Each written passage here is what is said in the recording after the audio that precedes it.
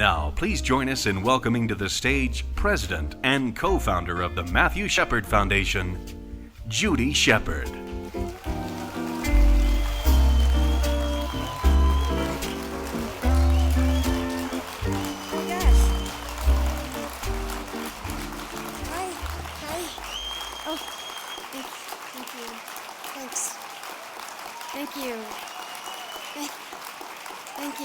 Thanks. Oh, please sit. Gosh, it's really purple in here tonight, isn't it? Thank you, everybody, for joining us for dinner, and for you first-timers, thank you for coming. We hope we see you again and again and again. And for those of you who are so continuously supportive of our work, my thank you. You're so brave to keep coming. We love you. Please keep coming. We are so honored tonight to have such wonderful guests joining us. The Maines family, may I please hear again our appreciation for the work they've done.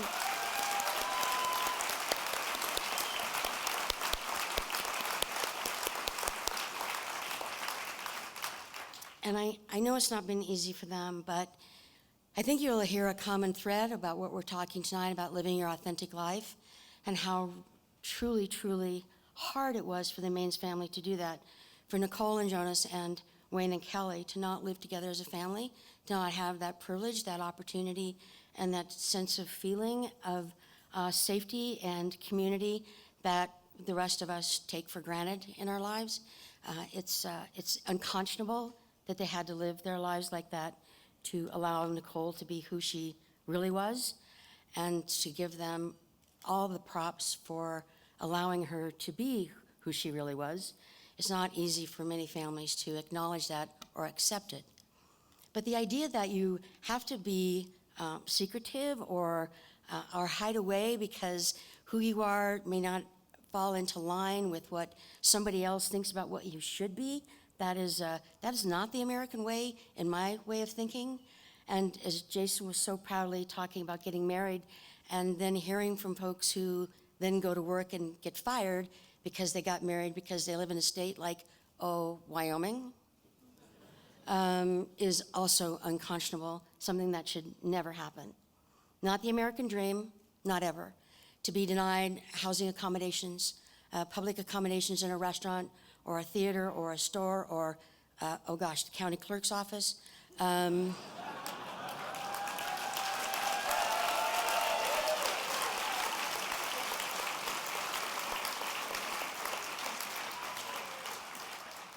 I think in this room, and I hope we all understand what work is left to be done, but I just want to remind you that the average person on the street does not know that you can still be fired from your job, that you can still be denied credit or a lease or lending or a mortgage or a public accommodation in so many states. I think it's 31 now. No hate crime laws still in Wyoming, Indiana, Arkansas, Georgia. It's unthinkable that we are still trying to tread water, trying to figure out where we belong, who we belong with, why not everybody's accepting us for who we are, because isn't that what life is supposed to be about? Feeling safe and secure in every aspect of our life, and still there are those who want to hold us down. We are winning, and we will continue to do that, but only if the rest of you and the folks out there in this world continue to lead their authentic lives, because storytelling is how we change the world. Nicole's story, Jonas's story, Wayne and Kelly's story. In a minute, we'll hear Mr. Lane's story, Nathan, if I may. His amazing, brilliant, funny story of his life and his career. I will share the career part. But it's being who you are that changes everybody else's mind.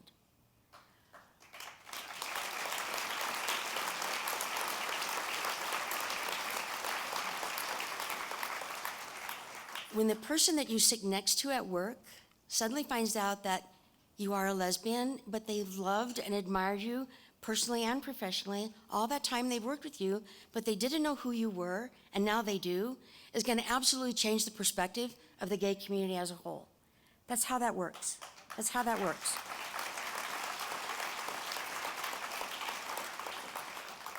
When Matt told my mother that he was gay, she was fine with it. You have to understand my mother a little bit. She's a product of a very different age. She was a bigot. Let's just get right down to it. She was a bigot, and I was a little concerned. My mother was maybe the only one I was really worried about that may not accept Matt for who he was, but she and Matt had this special connection, and when he told her, she was fine with it. And then a little later, I was having a conversation with her, and she said, I don't really understand what all the hubbub is about. You are who you are, and why does anybody else care? And I was like, Mom, that's great, that's great.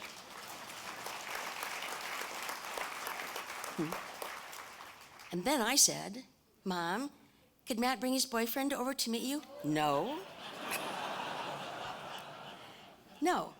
I love Matt because it's Matt, but the rest, maybe not so much. Well, he didn't really have enough time to carry through with the rest of his story or his life, but I'm sure he would have been able to change her mind about all of it, because that's how that works.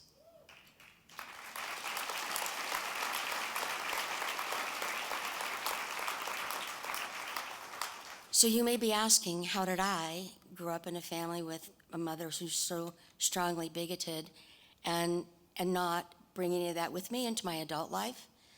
I made a conscious choice. I was not going to go there. Now, understand, I am a product of the 60s. I'm pretty sure I was there. I kind of remember it. You know, many of us in this room are part of the same generation, so y'all don't go like, yeah. Anyway, it was a time when it was all about respecting your fellow man, your fellow American, make love, not war, acceptance of everyone for who they were, no judgment, no discrimination, the civil rights era. All of that was a very bright and shining light on a very dark time. And I chose to be part of what I hoped would be the shining light and not the dark. And that's been my story my whole life. I had many gay friends in college. It was nothing about that was new to me. I was always, you're brought up in a world where the stereotypes are all you know, the negative words are all you hear. You never see anything positive depicted in mainstream media. Well, that was a different time. But I made a conscious decision then to not go down the path my mom did.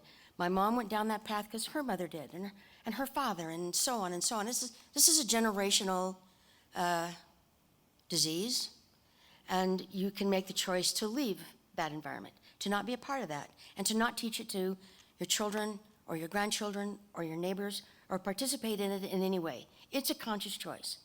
And to express that decision in how you live your life as an authentic member of the LGBTQIA community, brilliant, brilliant. But also how you choose to live your life as an ally of the LGBTQIA community is brilliant, because you may not understand how as allies you have so much power.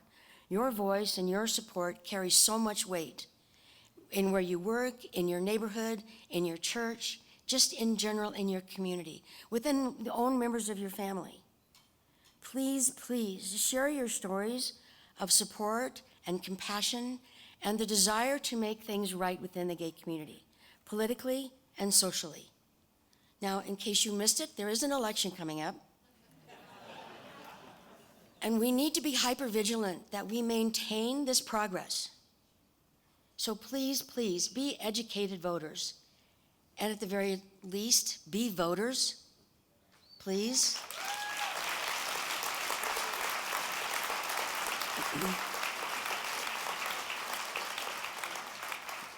We cannot afford voter apathy in this movement in particular. I don't want to see any steps going the wrong direction, and if we're not careful, that may happen. So please, let's be hyper-vigilant. Let's participate in the system. As ugly as it is, we have to participate to make it better. So there was a saying, actually from Bismarck in Germany, the two things you never want to watch are sausage being made and the passage of legislation. And having seen both, I can totally agree.